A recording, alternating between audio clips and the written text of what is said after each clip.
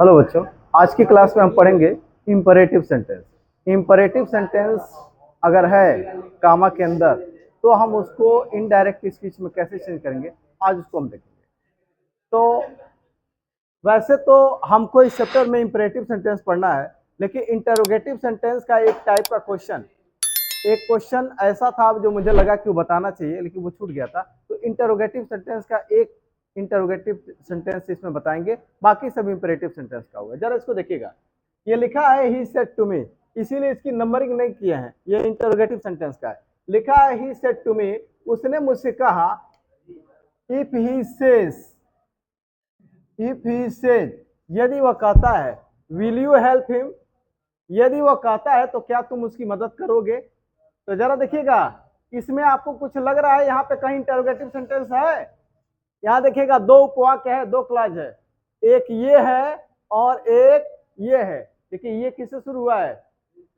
Will say, helping word से, helping word से शुरू हुआ। अच्छा, क्वेश्चन वर्ड से शुरू हुआ तो क्या होगा? इंटरोगेटिव होगा।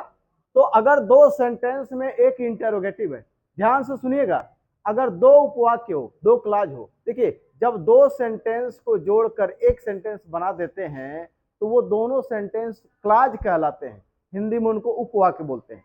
तो यहाँ पे देखिएगा दो क्लॉज है, तो उनमें से एक क्लॉज जो है वो इंटरोगेटिव है, क्योंकि ये हेल्पिंग वर्ड से शुरू हुआ। हेल्पिंग वर्ब और क्वेश्चन वर्ड से शुरू हुआ तो क्या हो गया? इंटरोगेटिव। तो आप इंटरोगेटिव को पहले कर दीजिए। क्या कर देंगे? इंटरोगेटिव को पहले कर देंगे। अब देखिएगा, हम इसको पहले कर दे, पहले इसको व्यवस्थित कर दे रहे हैं। तो हम ऐसे लिख दें, ही सेड टू मी। अब इसको मैंने लिखा, he said to me, will you help him, will you help him. लिखेगा इधर, will you help him if he says, will you help him if he says। अब देखिएगा, मैंने क्या किया, दो क्लास था, एक इसमें से इंटरोगेटिव सेंटेंस था ना।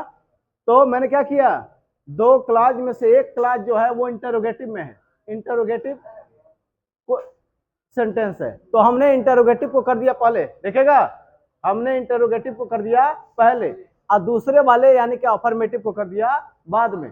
तो जब भी दो वाक्य में, दो सेंटेंस में, मतलब दो क्लाज में, अगर एक सेंटेंस के दो क्लाज है और उनमें से एक इंटरोगेटिव है तो इंटरोगेटिव वाले को पहले कर दीजिए और उसके बाद उसको चेंज करिए। अब हम इसको चेंज कर रहे हैं। तो देखिएगा, विल से शुरू हुआ, हेल्पिंग वर्ड से क्या लिखेंगे?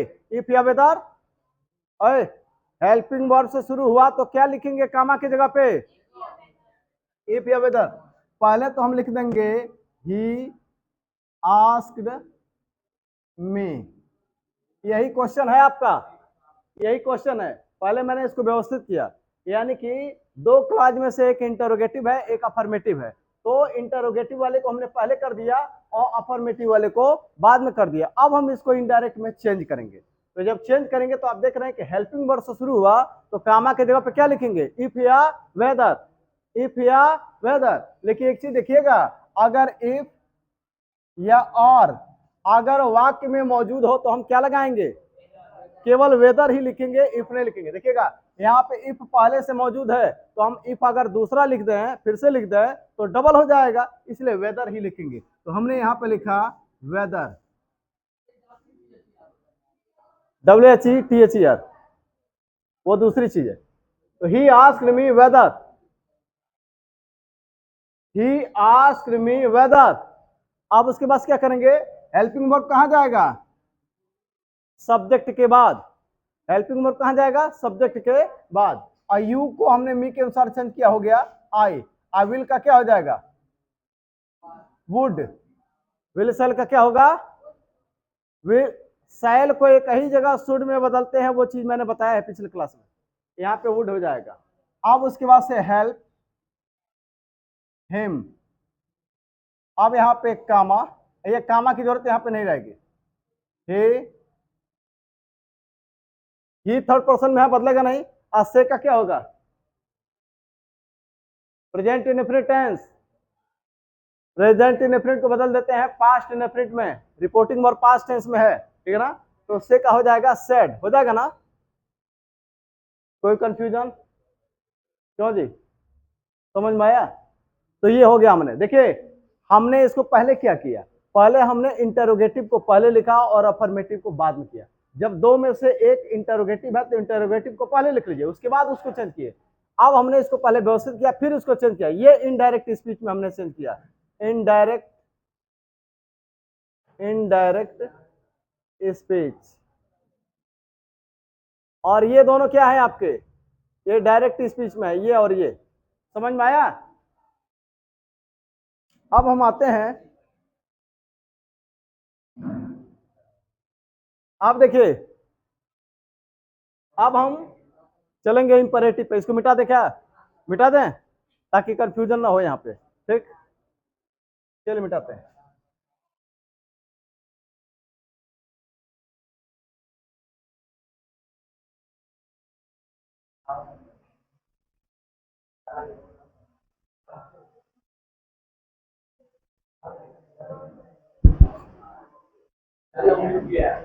कोई बात नहीं।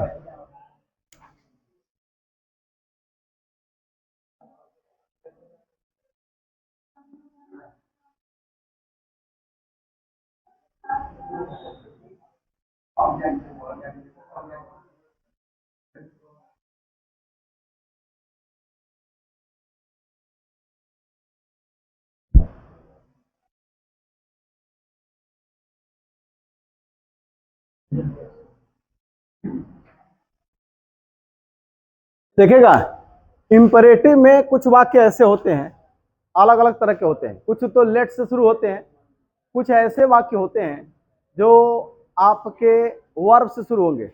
इंपरेटिव में कुछ सेंटेंस, अधिकतर सेंटेंस वर्ब से शुरू होते हैं।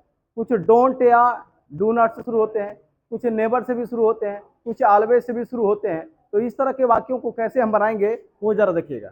अगर आपका वर्ब के फर्स्ट फॉर्म से शुरू हो,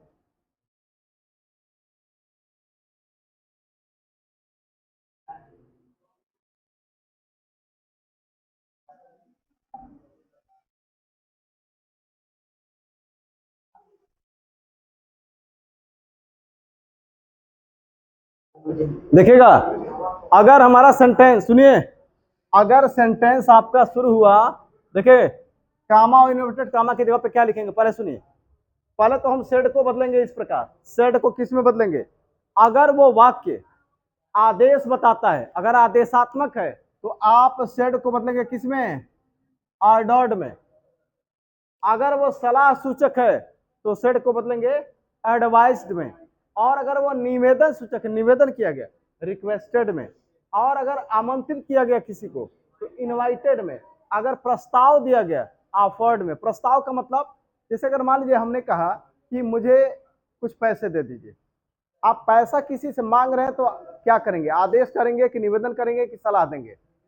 निवेदन करेंगे। और अगर कहें कि हम कहें कि आप हमसे पैसा ले लीजिए, तो ये हम निवेदन कर रहे हैं कि क्या कर रहे हैं? ऑफर कर रहे हैं। देखिए, अगर हम आपसे पैसा मांगेंगे तो क्या करेंगे? निवेदन करेंगे। और जब हम कहें कि आप हमसे पैसा ले लीजिए तो हम क्या करेंगे? ऑफर करेंगे। समझ में आ रहा है? तो ये ऑफर है। तो अगर प्रस्ताव है तो ऑफर। तो सेड को ऑर्डर्ड में, एडवाइस्ड में, रिक्वेस्टेड में, इनवाइटेड में, ऑफर्ड में, कहीं जरूरत पड़ने पर वार्न भी लिख सकते हैं, WARNED, वार्न, चेतावनी। कहीं के चेतावनी भी होता है तो वही लिख सकते हैं आप। अब उसके बाद से कामा इन्वर्टेड कामा की जगह पे क्या लिखेंगे? देखिएगा, कामा के जगह पे क्या लिखेंगे? अगर, सुनिएगा, अगर वर्ब से शुरू हुआ, वर्ब के फर्स्ट फॉर्म से, तो क्या लिखेंगे? टू। और अगर डू नॉट या डोंट से शुरू हुआ तो क्या लिखेंगे? डू नॉट या डोंट से शुरू हुआ तो क्या लिखेंगे? Not to. अगर नेवर से शुरू हुआ तो क्या लिखेंगे? Never to. ऑलवेज से शुरू हुआ तो क्या लिखेंगे? उन सारी चीजों का सबका एग्जांपल हम देंगे यहाँ पे। देखिएगा, यहाँ पे मैंने लिखा, देखिएगा, एक चीज और देखिएगा, ऑब्जेक्ट अवश्य लिखेंगे। अगर देखिए सेकेंड पर्सन, अब देखिए अभी तक हमने पढ़ा कि अगर सेकेंड पर्सन हो तो हम ऑब्जेक्ट मानेंगे, अगर ऑब्जेक्ट नहीं है सेकेंड पर्सन दिया है तो ऑब्जेक्ट हम मानेंगे। लेकिन यहाँ सेकेंड पर्सन हो चाहे न हो, ऑब्जेक्ट नहीं है तो ऑब्जेक्ट मानेंगे। सेकेंड पर्सन नहीं भी है तो ऑब्जेक्ट अगर नहीं है तो ऑब्जेक्ट मानेंगे। ठीक है, चलिए देखिए इसको। द टीचर सेड, टीचर ने कहा complete the work at once, तुरंत काम पूरा करो। टीचर ने कहा कि तुरंत काम पूरा करो। आप बताइए आदेश है कि सलाह है कि निवेदन है, क्या है? आदेश है। टीचर ने कहा कि तुरंत काम पूरा करो, ये क्या है? आदेश है। ठीक है, तो यहाँ पे ऑर्डर्ड हो गया, तो लिखा हमने द टीचर ऑर्डर्ड। अब एक बात बताइए, ऑब्जेक्ट यहाँ पे नहीं है, ऑब्जेक्ट नहीं है, और यहाँ सेकंड पर्सन भी नहीं है, रिपोर्टेड स्पीच में सेकंड पर्सन नहीं है। तो पिछले वाले सेंटेंसेस में असर्टिव में और इंटरोगेटिव में क्या था? अगर सेकंड पर्सन नहीं होता था तो ऑब्जेक्ट हम नहीं मानते थे, लेकिन यहाँ सेकंड पर्सन हो चाहे न हो, नहीं है तो भी हम ऑब्जेक्ट लेंगे। अगर ऑब्जेक्ट नहीं है तो सेकंड पर्सन नहीं होने पर भी ऑब्जेक्ट लेंगे। समझ में आ गया? तो यहाँ पे कोई ऑब्जेक्ट हम ले लेंगे। तो द टीचर ऑर्डर्ड अस, हमने यहाँ पे ऑब्जेक्ट माना अस को, ऑब्जेक्ट हमने मान लिया अस को। अब एक बात बताइए, कामा के जगह पे हम क्या लिख दें? कामा के जगह पे क्या लिख दें? किससे शुरू हुआ? वर्ब के फर्स्ट फॉर्म से शुरू हुआ, तो हम क्या लिखेंगे कामा की जगह पे? टू। क्या लिखेंगे? तो यहां पे लिख देंगे टू। समझ में आया? बाकी इनमें कोई बदलाव नहीं। Complete the work at once. आपको दिखाई दे रहा है कि नहीं क्लियर?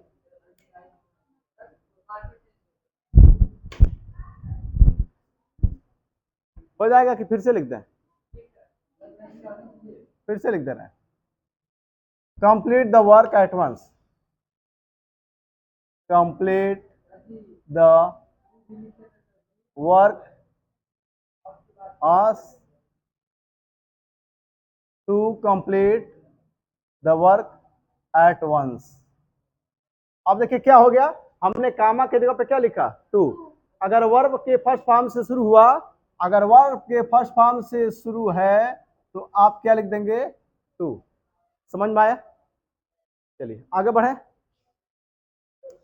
आप देखिए, सी सेड, उसने कहा, प्लीज हेल्प मी, उसने कहा कृपया मुझे सहयोग करिए। अब आप बताइए, प्लीज हेल्प मी, प्लीज के पास क्या आया? वर्ब का फर्स्ट फॉर्म। प्लीज तो अलग है, प्लीज हेल्प मी, यानी ये भी इंपेरेटिव सेंटेंस है। देखिए इंपेरेटिव सेंटेंस होता क्या है, जब किसी को कुछ करने या न करने के लिए कहा जाए तो क्या होता है? Imperative sentence. तो यहाँ देखिए, यहाँ भी सब्जेक्ट आपका नहीं है, यहाँ क्या करेंगे? प्लीज तो हट जाएगा, प्लीज क्या होगा? हट जाएगा। समझ में आ रहा है? तो बचेगा हेल्प मी, वर्ब से शुरू हो रहा है तो क्या लिखेंगे कामा की जगह पे? टू। ये भी वर्ब से शुरू हो रहा है, वर्ब से शुरू हुआ तो हम यहां भी लिखेंगे टू। पहले तो ये तय कर लें कि सेड को किस में बदलें, सेड को किस में बदलें? देखिएगा जरा, आदेश, सलाह, निवेदन, आमंत्रण, प्रस्ताव, क्या है यह? निवेदन है ना। उसने कहा कि कृपया मुझे सहायता करो या कृपया मुझे सहायता कीजिए, तो आप ये सलाह है कि निवेदन है कि आदेश है? निवेदन है, तो रिक्वेस्टेड में बदल देंगे सेड को, तो लिखेंगे रिक्वेस्टेड।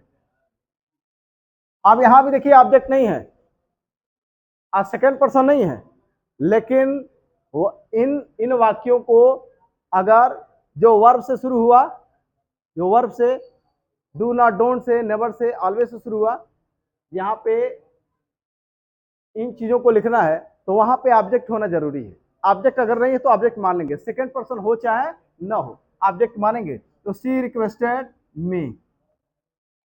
समझ में आया? प्लीज हट जाएगा, प्लीज हट जाएगा, तो बचा क्या है? Help me. अच्छा, कामा की जगह पे, हाँ प्लीज को हटाएंगे तो किससे शुरू हो रहा है? वर्ब के फर्स्ट फॉर्म से, तो वर्ब के फर्स्ट फॉर्म से शुरू हुआ तो यहाँ पे लिखेंगे टू। हेल्प, अब मी फर्स्ट पर्सन है, फर्स्ट पर्सन को बदल देंगे किसके अनुसार? तो यहां हो जाएगा हर। समझ में आया? आया कि नहीं समझ में? अगला देखिए, Rohan said sir explain me this question. Sir मुझे यह क्वेश्चन समझाइए, मुझे यह सवाल समझाइए। क्या लग रहा है? हाँ देखिएगा, अगर कोई सम्मान सूचक है, sir madam, sir madam, your majesty, your majesty, your highness, your excellency, माना कोई सम्मान सूचक शब्द है, समझिए कि वहां भी निवेदन ही होगा। ठीक है, सर मैडम, योर मैजेस्टी, इस तरह के शब्द हैं तो ये भी निवेदन ही होगा। तो ये तो हटेगा, ये भी रिक्वेस्ट हो जाएगा। तो हो जाएगा रोहन रिक्वेस्टेड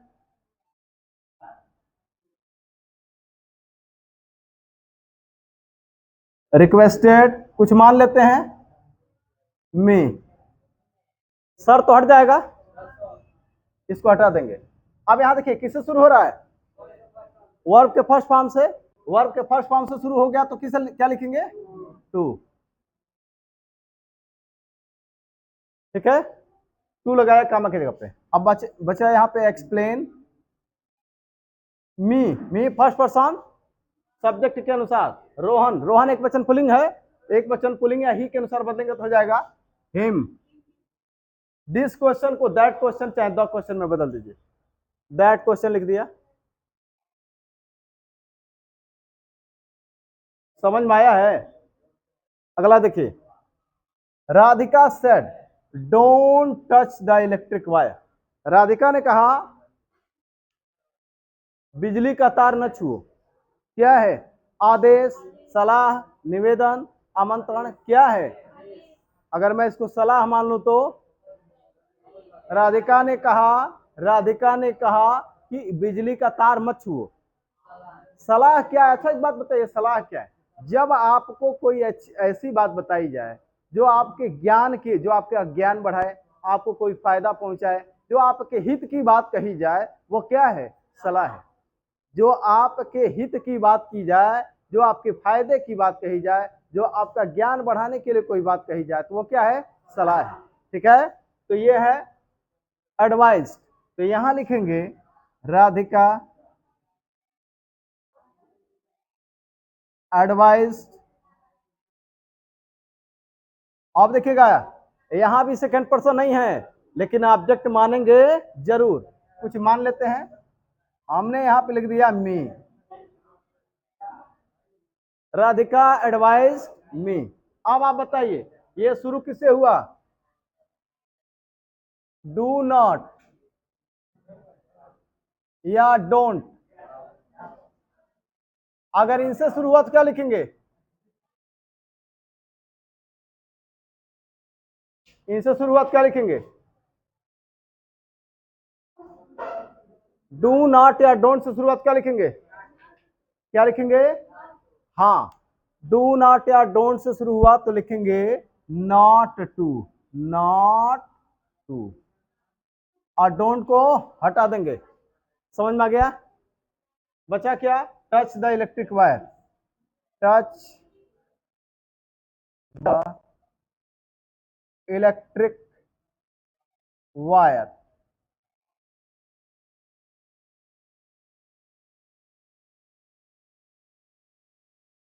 समझ में आया?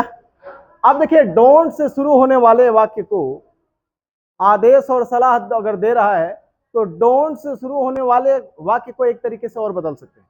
अगर आदेश या निवेदन है, आदेश या सलाह है, आदेश और सलाह, अगर ये शुरू हुआ डू नॉट या डोंट से, अगर ये इनसे शुरू हुआ, आदेश या सलाह है, डू नॉट या डोंट से शुरू हुआ। देखिए सब एग्जाम्पल के ही जरिए बता रहे हैं, ज्यादा हम लिखवा नहीं रहे। ठीक है, एग्जाम्पल के थ्रू। अगर आदेश या सलाह हो, डोंट या डू नॉट से शुरू हो, एक तो तरीका ये हुआ कि कामा इनवर्टेड कामा की जगह पे क्या लिख देंगे? Not to. और सेड को बदल दिया एडवाइस्ड में, चाहे अगर जरूरत पड़ी तो आर्डर्ड में। ठीक है, लेकिन एक तरीका और है, यहां पे हम सेड को बदल दें किस में? फॉरवर्ड में। सेड को फॉरवर्ड,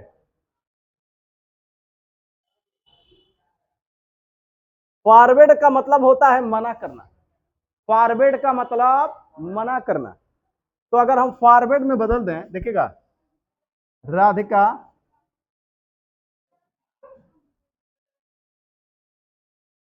फॉरवर्ड में, फॉरवर्ड, फॉरवर्ड में, राधिका फॉरवर्ड में, यानी कि राधिका ने मुझे मना किया। अच्छा एक बात बताइए, उसने मुझे सलाह दिया कि बिजली का तार मत छुओ,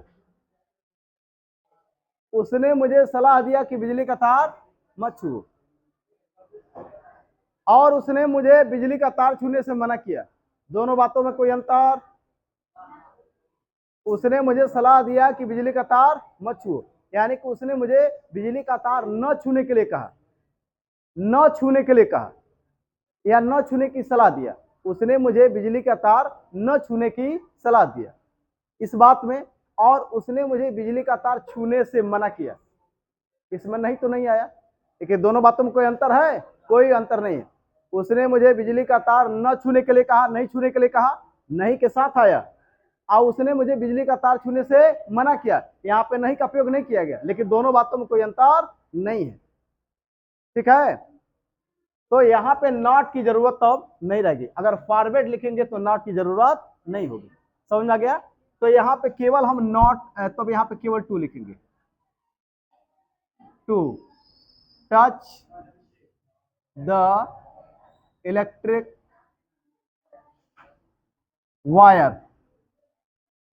बात हमारी समझ में आई है?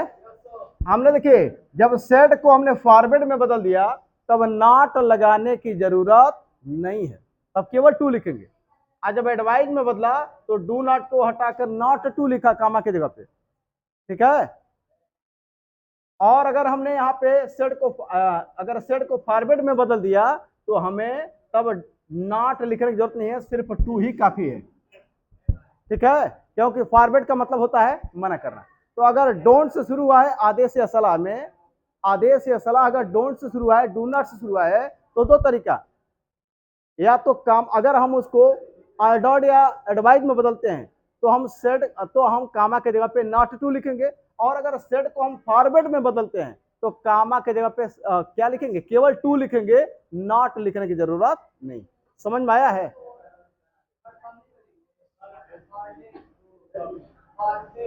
फॉरवर्ड में यहाँ पे थोड़े कोई, यहाँ तो ये तो बदलता नहीं।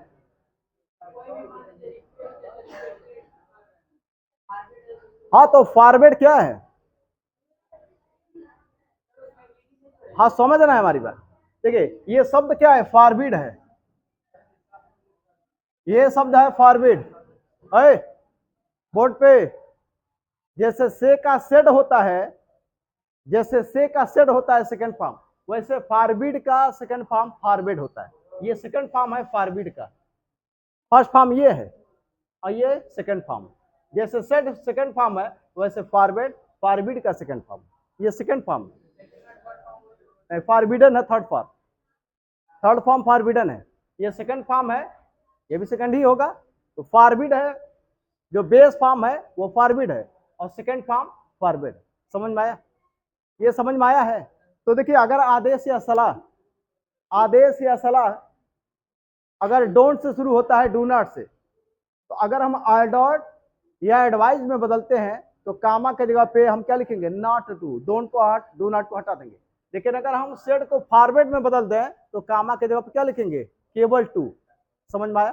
चलिए आगे देखिए, अगला लिखा है she said to me have a cup of tea. उसने मुझसे कहा have a cup of tea, इसका मतलब क्या हुआ?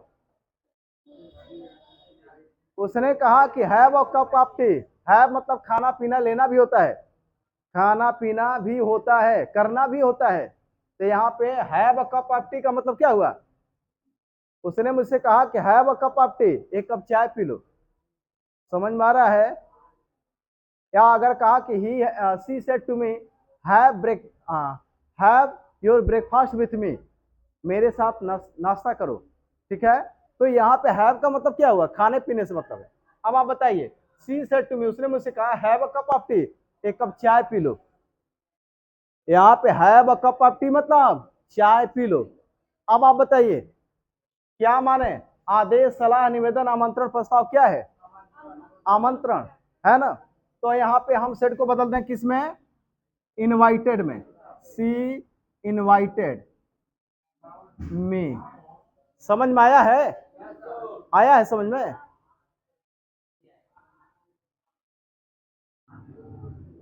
काम नहीं कर रहा है क्या? चलिए कोई बात। तो she said to me, she invited me, ठीक है। तो सी इनवाइटेड मी, ठीक है। अब यहां देखिए कामा इनवर्टेड कामा की जगह पे टू, तो यानी सेड को बदल दिया किसमें? इनवाइटेड में, क्योंकि आमंत्रण था। अब आगे लिखा है have a cup of tea. Have यहाँ पे क्या है? वर्ब है, मेन वर्ब है। इसका मतलब पीने से है, तो have a cup of tea. Comma inverted comma हट जाएगा। अब देखिएगा अगला सेंटेंस सुनिए। अगला जो सेंटेंस है वो क्या है? ही सेड टू मी, उसने मुझसे कहा। क्या कहा? इफ यू नीड, यदि तुम्हें जरूरत है, टेक मनी फ्रॉम मी, मुझसे पैसे ले लो, मुझसे पैसे ले लो। अब देखिएगा यहां भी दो क्लाज है। इफ यू नीड, यदि तुम्हें जरूरत है, एक क्लाज हुआ उपवाक्य जिसको बोलेंगे हिंदी में। फिर कहा टेक मनी फ्रॉम मी, मुझसे पैसे ले लो, एक क्लाज ये हुआ। अब दो क्लाज है, उसमें से एक इंपरेटिव। देखिए किससे शुरू हुआ? वर्ब के फर्स्ट फॉर्म से शुरू हुआ, तो ये आपका क्या है? इंपरेटिव है। इंपरेटिव है ना। तो अब यहाँ पे अभी हमने कहा भी इसके पहले वाले में बताए थे सबसे पहले शुरुआत में कि अगर दो क्लाज में से एक इंटरोगेटिव है तो पहले इंटरोगेटिव को पहले लिख लीजिए और उसके बाद से उसको चेंज करिए। अगर दो क्लाज में से एक इंपरेटिव है तो इंपरेटिव को पहले लिख लीजिए और उसके बाद उसको चेंज करिए। समझ में आया मेरी बात? ठीक है। तो देखिएगा अब कह रहा है ही सेड टू मी, उसने मुझसे कहा। अब हम यहाँ पे सीधा कर दे रहे हैं। देखिए यहाँ पे हम समझा दे रहे हैं इसको।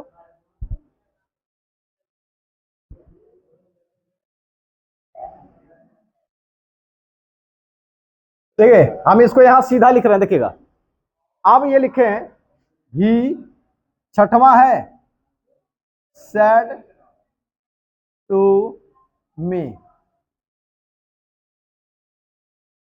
अब देखिए हम इंपरेटिव वाले को पहले कर दे रहे हैं, ठीक है। इंपरेटिव को पहले कर दे रहे हैं, बिल्कुल इसी को। Take money from me if you need, if you need. ये समझ में आया कि नहीं? मैंने कहा अभी पहले वाले सेंटेंस में सबसे पहले में कि अगर दो क्लाज में से एक इंटरोगेटिव है तो इंटरोगेटिव को पहले लिख दीजिए और दूसरे को बाद में लिखिए और फिर उसको इनडायरेक्ट में चेंज करिए। अब मैंने कहा कि दो उपवाक्य में से एक अगर इंपेरेटिव है और एक अफर्मेटिव है तो आप इंपेरेटिव को पहले लिख दीजिए और दूसरे वाले को बाद में लिख दीजिए। अब इसको इनडायरेक्ट में चेंज करिए। ये भी आपका डायरेक्ट है, ये भी आपका डायरेक्ट स्पीच है और ये भी आपका क्या है? डायरेक्ट स्पीच है, डायरेक्ट स्पीच। अब हम इसको इनडायरेक्ट में बदलने जा रहे हैं, ठीक है ना। इसी को मैंने व्यवस्थित किया, अब लिखने जा रहे हैं। अब लिखिए, देखिए एक बात बताइए। वह मुझसे कहा कि मुझसे पैसे ले लो यदि तुम्हें जरूरत है, यदि तुम्हें जरूरत है तो मुझसे पैसे ले लो। अब आप बताइए आदेश, सलाह, निवेदन, प्रस्ताव, आमंत्रण क्या है? प्रस्ताव, ऑफर किया इसने। भाई देखिए पैसा अगर मांगते हम, यदि वो पैसा मांगता तो क्या करता? रिक्वेस्ट करता। पैसा देने के लिए कह रहा है, कह रहा है कि मुझसे पैसे ले लो। समझ में आ रहा है? अगर होता कि मुझे पैसे दे दो तो रिक्वेस्ट करता।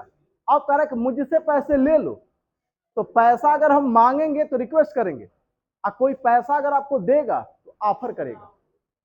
अगर पैसा लेने की बात करेगा तो रिक्वेस्ट करेगा और देने की बात करेगा ऑफर करेगा। यहाँ पे पैसा मांग नहीं रहा है, पैसा इसको दे रहा है, तो यहाँ पे ऑफर करेगा। समझ में आ गया? तो यहां लिखेंगे ही ऑफर्ड मी। समझ में आया है? ओए समझ में आया? अब यहाँ पे देखिए किससे शुरू हुआ? वर्ब के फर्स्ट फॉर्म से, कामा की जगह पे to, take money from, me first person है सब्जेक्ट के अनुसार, मी फर्स्ट पर्सन सब्जेक्ट के अनुसार, तो क्या हो जाएगा हिम। इफ आप देखिए यू आपका सेकंड पर्सन ऑब्जेक्ट के अनुसार, मी के अनुसार, और यू क्या है यहाँ पे सब्जेक्ट है, तो यहाँ पे मी के अनुसार आई। देखिए सब्जेक्ट प्लस वर्ब का फर्स्ट फॉर्म यानी प्रेजेंट इंडेफिनिट पास्ट इंडेफिनिट में बदल देंगे तो नीडेड हो जाएगा सेकंड फॉर्म में। ये हो गया आपका किस में, इनडायरेक्ट स्पीच। समझ में आया है?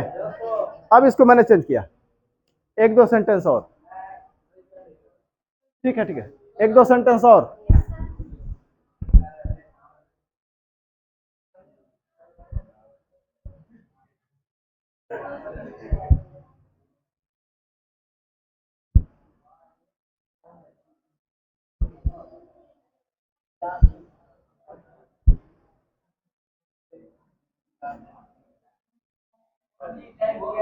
ठीक है ठीक है,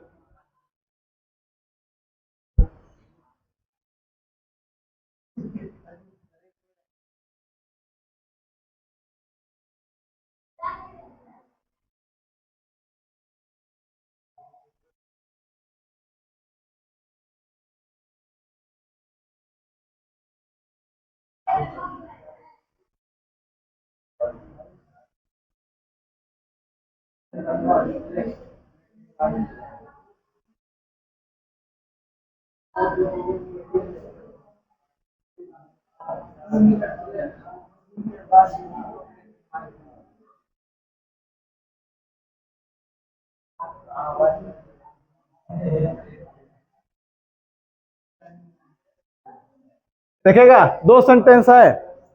ही सेड टू मी, उसने मुझसे कहा, नेवर टेल अ लाई, उसने मुझसे कहा कभी झूठ मत बोलो। क्या है आदेश, सलाह, निवेदन, प्रस्ताव, क्या है?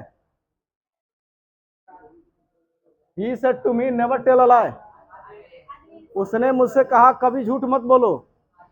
अरे ज्ञान की बात बताया, सलाह है, ठीक है, सलाह है, ज्ञान की बात बता रहा है, तो हो जाएगा ये यहाँ पे एडवाइज में बदल देंगे तो हो जाएगा ही एडवाइज में। यहाँ पे क्या लिखे, नेवर से शुरू हुआ, नेवर से शुरू हुआ तो क्या लिखेंगे, नेवर से शुरू, क्या लिखेंगे, never to, never, never say शुरू हुआ क्या लिखेंगे, नेवर टू, तो यहां लिखेंगे नेवर टू। अब देखिए नेवर, नेवर तो लिख चुके हैं ना, बचा क्या, tell a lie, tell a लाई। इसको देखिए लास्ट, देखिए इधर, शी सेड टू देम, उसने उनसे कहा, ऑलवेज हेल्प द पुअर, उसने उनसे कहा हमेशा सत्य बोलो, नहीं हमेशा गरीबों की मदद करो, उसने उनसे कहा कि हमेशा गरीबों की मदद करो। आप बताइए आदेश, सलाह, निवेदन, प्रस्ताव क्या है, सलाह, हो जाएगा सी एडवाइज देम।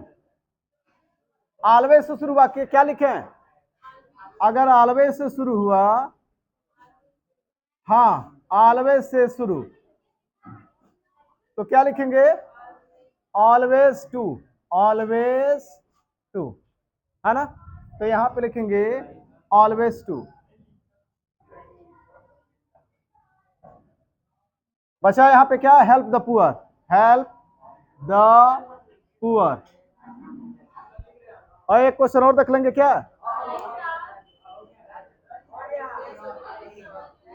ठीक है ठीक है, चलिए तो आज के लिए इतना ही, धन्यवाद।